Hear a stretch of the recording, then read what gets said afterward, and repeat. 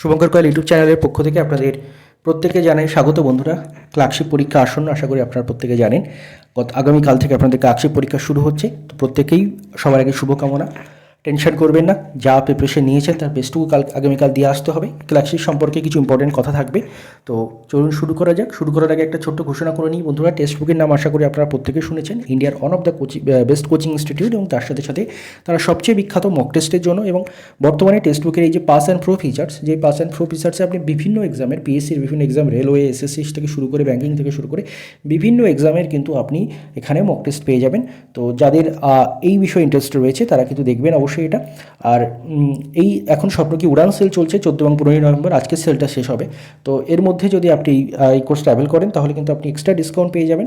এখন নর্মাল ফিস থাকে 699, বর্তমানে কিন্তু সেলের জন্য কিন্তু 439 পাচ্ছেন এই কোর্সটা বা এই টেক্সট বুক মক টেস্ট সিরিজটা। এবং তার সাথে সাথে এসইউবিএস এই কোডটা যদি আপনি ইউজ করতে না ভুলেন তাহলে কিন্তু এক্সট্রা আরও 12% ডিসকাউন্ট পেয়ে যাবেন। আমি ডিসক্রিপশনে লিঙ্ক দিয়ে দেবো, সেখান থেকে আপনারা প্রত্যেকে চেক আউট করে নিন। এবার ফিরে আসা যাক আমাদের ভিডিওর মূল আলোচ্য টপিক, যেটা হচ্ছে পিএসসি ক্লার্কশিপ পরীক্ষার সম্পর্কে। কয়েকটা লাস্ট মুহূর্তে কয়েকটা আপডেটও দেওয়া রয়েছে। প্রথমত, যারা মেট্রোতে করে এক্সাম দিতে যাবেন তাদের জন্য কিন্তু মেট্রো রেল থেকে অন্যান্য নর্মাল দিনের মতোই মেট্রো চালানো হবে। শনি রবিবার যে মেট্রো কম চলে সেটা কিন্তু হচ্ছে না। তো আপনাদের জন্য কিছুটা হলেও সুখবর যারা মেট্রোতে যাবেন। তবে হ্যাঁ, একটা জিনিস বলে দিই, মেট্রোতে অনেক ক্ষেত্রে একটা ভয়ের কারণও রয়েছে। ভয়ের কারণ ইন দ্য সেন্স, আপনি লাস্ট মুহূর্তে যাচ্ছেন, কোনো সময় মেট্রো মানে কোনো যান্ত্রিক গোলযোগ হোক বা যা কিছুতে হোক আটকে গেলে কিন্তু সেখান থেকে বেরিয়ে আবার যেতে লেট হয়ে যেতে পারে। সেই জন্য প্রত্যেকে কিন্তু টাইম হাতে নিয়ে বার হবেন, এটুকু বলে দেওয়ার। আর এর সাথে সাথে প্রত্যেক জায়গায়, শুধু যে কলকাতায় এক্সাম হয় তা তো নয়, সারা পশ্চিমবঙ্গের বিভিন্ন জেলায় এক্সাম হচ্ছে। তো প্রত্যেক জায়গায় আপনারা চেষ্টা করবেন যে হাতে সময় নিয়ে বার হতে। কারণ 1-1.5 বছর ধরে পরিশ্রম করেছেন, এই পরীক্ষাটা যদি আপনার সময়ের জন্য, লেটে পৌঁছানোর জন্য নষ্ট হয়ে যায়, সেটা কেউ করবেন না। আপনি এক্সট্রা সময় হাতে নিয়ে বার হবেন। একদিন 1-1.5 ঘন্টা আগে বার হলে কিচ্ছু যায় আসবে না। 1-1.5 ঘন্টা গিয়ে সেখানে ওয়েট করুন, বাট সময়ের আগে পরীক্ষার হলে পৌঁছুন। আপনার কিন্তু টেনশনটাও সেই সময় অনেক দেখবেন কমে যাবে, পরীক্ষার হলে যদি একটু আগে পৌঁছুন। আচ্ছা, এবার আরেকটা জিনিস, সেটা হচ্ছে কী কী নিয়ে যেতে হবে পরীক্ষার হলে। দেখুন, ইনস্ট্রাকশানে এখানে বলা রয়েছে, অ্যাডমিটের ইনস্ট্রাকশানে প্রত্যেকে দেখবেন এটা। আর অ্যাডমিটের ইনস্ট্রাকশানে প্রথমত যে জিনিসগুলো নিয়ে যেতে হবে সেটা আপনাদের বলে দিই। আর তার আগে কিছু ইম্পর্টেন্ট রয়েছে। দেখুন, প্রথমত দেখুন, বলছেন যে 4 নম্বর পয়েন্টে দেখুন, a candidate meant for a particular venue, date and session will under no circumstances will be allowed to appear in any other venue, date and session. No request in this regard will be entertained, and candidates must follow the date and session mentioned in their admit card with the roll card pasted on the desk at the respective examination hall। অর্থাৎ বলছি যে আপনাদের যেই পরীক্ষা, মানে যে সেশনে আপনার পরীক্ষা পড়েছে, ডেট যে টাইমে পরীক্ষা পড়েছে, যে ভেন্যুতে, অর্থাৎ যে স্কুলে বা কলেজে যেখানে পরীক্ষা পড়েছে, সেটা কিন্তু কোনোভাবেই চেঞ্জ করা সম্ভব নয়। অর্থাৎ সেই সময় সেইখানেই আপনাকে এক্সাম দিতে হবে। এবং তার সাথে সাথে কিন্তু ওই যে ক্লাসের মধ্যে যেখানে আপনার রোল নাম্বার পেস্টেড থাকবে, মানে ডেস্কে, সেই মানে যেখানে আপনার সিট নাম্বার দেওয়া থাকবে, সেখানেই কিন্তু আপনাকে পরীক্ষা দিতে হবে। এটা কিন্তু কোনোভাবে চেঞ্জের সম্ভাবনা নেই। এবং তার সাথে সাথে আপনি একটা জিনিস খেয়াল রাখবেন, অনেক জায়গায় দেখবেন যখন মানে এক্সাম দিতে গেছেন, আপনার যে ভেন্যু, যে স্কুলে আপনি এক্সাম পড়েছেন, স্কুলের নাম আপনার অ্যাডমিটের সঙ্গে ভালো করে মিলিয়ে দেখে নেবেন। এবং তার সাথে সাথে অনেক জায়গায় একই নামে বয়েজ স্কুল, গার্লস স্কুল এরকম থাকে, তো সেটাও দেখে নেবেন যে আপনার বয়েজে পড়েছে না গার্লসে পড়েছে, আপনি কোথায় এসেছেন সেটাও দেখবেন। এবং এক্সাম সেন্টারের বাইরে কিন্তু একটা জিনিস আপনাদের বলে দিই, বাইরে দেখবেন একটা রোল চার্ট দেওয়া থাকে, সেখানে আপনার মানে যে কিছু রোল নাম্বারের রেঞ্জ দেওয়া থাকে, এত থেকে এত, তার মধ্যে আপনি রয়েছেন কিনা অবশ্যই কিন্তু সেটা চেক করে নেবেন। ঠিক আছে, এবার আশা করছি এই জিনিসটা বোঝানো গেল। এবার কী কী নিয়ে যেতে হবে সেটা বলে দিই। প্রথমত দেখুন, বলছেন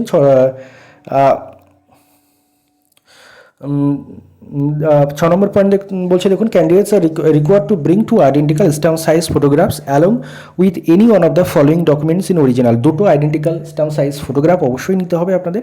এবার সবার লাগে না, যাদের ফটো একটু সমস্যা থাকে লাগে, বাট নিয়ে যাবেন অবশ্যই, কারণ পরীক্ষার হলে গিয়ে যদি সমস্যায় পড়েন খুব সমস্যা সেটা। তো প্রত্যেকে নিয়ে যাওয়ার চেষ্টা করবেন 2টো আইডেন্টিক্যাল স্ট্যাম্প সাইজ ফটোগ্রাফ। তার সাথে সাথে কি, মাধ্যমিক আর ইকুইভ্যালেন্ট সার্টিফিকেট ব্রিঙ্গিং ফটোগ্রাফ, মাধ্যমিক অথবা ইকুইভ্যালেন্ট সার্টিফিকেট ফটোগ্রাফ, অথবা পাসপোর্ট অথবা প্যান কার্ড অথবা এপিক অর্থাৎ ভোটার কার্ড অথবা ড্রাইভিং লাইসেন্স অথবা any other ID proof issued by the central or state, অথবা any other ID proof central অথবা স্টেট গভর্নমেন্টের দ্বারা যেগুলো ইস্যু করা হয়েছে। আপনি আধার কার্ডও নিয়ে যেতে পারেন, তাদের সমস্যা নেই। তো এইগুলো মানে ফটো, আধার কার্ড, এবং তার সঙ্গে সঙ্গে সব থেকে গুরুত্বপূর্ণ যেটা অ্যাডমিট ফটো, আর হচ্ছে মাফ করবেন, অ্যাডমিট ফটো, আধার কার্ড ভুল বললাম, অ্যাডমিট ফটো, এবং তার সাথে সাথে যেটা হবে সেটা হচ্ছে আপনাদের এই আইডি প্রুফ। সেখানে আপনার এপিক কার্ড থাকতে পারে, প্যান কার্ড থাকতে পারে, মাধ্যমিকের ডকুমেন্টস যেটা বললো যে এই দেখুন মাধ্যমিকের ইকুইভ্যালেন্ট সার্টিফিকেট ব্রিঙ্গিং ফটোগ্রাফ সেটা থাকতে পারে, ড্রাইভিং লাইসেন্স থাকতে পারে, অথবা তার সাথে সাথে আপনার এপিক কার্ড, ভোটার কার্ড থাকতে পারে, আধার কার্ড থাকতে পারে, যে মধ্যে যে কোনো একটা আপনি কিন্তু নিয়ে যাবেন। তো আবারও রিপিট করে দিই, বারবার করে রিপিট করে দিচ্ছি, নতুন যারা পরীক্ষার্থী তাদের জন্য বিশেষ করে 2 কপি ফটো, আপনার আইডি প্রুফ এবং তার সাথে সাথে কিন্তু আপনার হচ্ছে অ্যাডমিট কার্ড, এই তিনটে অবশ্যই নিয়ে যেতে ভুলবেন না। আর অবশ্যই ব্ল্যাক বল পেন সবাই নিয়ে যাবেন। এগুলো বলার, কোশ্চেন আনতে দেবে না সেটা তো আপনার প্রত্যেকেই জানেন। ঠিক আছে, এবার আমরা সাধারণ কয়েকটা জিনিসে কথা বলবো এক্সাম সম্পর্কে। প্রথমত দেখুন, দুর্নীতির একটা ব্যাপার নিয়ে আপনারা বহু শুনেছেন, দুর্নীতি আটকানোর আমরা বহু চেষ্টা করেছি। এবার লাস্ট মুহূর্তে এইগুলো আর ভাববেন না, এইগুলো ভাবলে নিজের মধ্যেই নেগেটিভিটি আসবে। আগামীকাল এক্সাম, এখন আপনি এগুলো নিয়ে যতটা সম্ভব কম ভাববেন। তার মানে এই নয় যে আপনি সজাগ থাকবেন না, আপনি সজাগ থাকবেন। আপনার সামনে যদি কোনো রকম কোনো এরকম ঘটনা ঘটে, কোনো রকম কোনো ইলিগ্যাল ঘটনা ঘটে, সেটা কিন্তু আপনি এবং আপনার পাশাপাশি যতজন রয়েছে সবাই মিলে কিন্তু একটা প্রতিবাদ করার চেষ্টা করবেন, যাতে কোনো রকমভাবে আপনাদের কষ্টার্জিত পরীক্ষার ফল কেউ টাকা দিয়ে বা হোক বা অন্য পদ্ধা অবলম্বন করে হোক সে যেন না নিয়ে যেতে পারে, সেই জিনিসটা খেয়াল রাখবেন। পরীক্ষার হলেও কোনো রকম কোনো এরকম ধরনের দুর্নীতির কাণ্ড দেখলে অবশ্যই সঙ্গে সঙ্গে কিন্তু সেটা মুখ খুলে প্রতিবাদ একবার করবেন, এবং আপনি একবার প্রতিবাদ শুরু করলে আশা করা যায় যে আরও বহু স্টুডেন্ট আপনার সঙ্গে যোগ দেবে। অর্থাৎ একবার অন্তত মুখ ফুটে বলার চেষ্টা অবশ্যই করবেন, এবং তার সাথে সাথে কোনো প্রমাণ পেলে অবশ্যই কিন্তু আমাদেরকেও জানাবেন। এবার এক্সাম সম্পর্কে কয়েকটা জিনিস, আজকে এতদিন যা পড়েছেন, এখন নতুন করে নতুন কিছু পড়তে যাবেন না। যদি কিছু রিভিশনের দরকার থাকে, কোথাও ম্যাথের কোথাও একটু দেখে নেওয়ার দরকার রয়েছে, মনে করুন ইংলিশে কোথাও প্রিপোজিশন একটু দেখে নেওয়ার, কোথাও গ্রামার একটু দেখে নেওয়ার দরকার রয়েছে, কোথাও একটু জিকের একটা পার্ট একটু মানে রিভিশন দেওয়ার কারণে আছে, হালকা করে, মানে জাস্ট নতুন কিছু না, যেগুলো আপনি পড়েছেন সেগুলো হালকা করে একটু রিভিশন দিয়ে নেবেন, দ্যাটস ইট। এর বেশি কিন্তু এখন মানে বিশাল কিছু নতুন কিছু পড়ে মাথা খারাপ করার চেষ্টা করবেন না। প্রপার স্লিপ নিন, প্রপার ঘুমিয়ে যান, ভালো খাবার খেয়ে যান, অর্থাৎ যেটা খেলে আপনার শরীর খারাপ করবে না, অর্থাৎ ফাস্টফুড সেটা অ্যাভয়েড করার চেষ্টা করুন, এবং সকালেও প্রত্যেকে কিন্তু খেয়ে যাবেন, এবং এমন কিছু খেয়ে যাবেন যেটা আপনার কোনো শরীর খারাপ করবে না।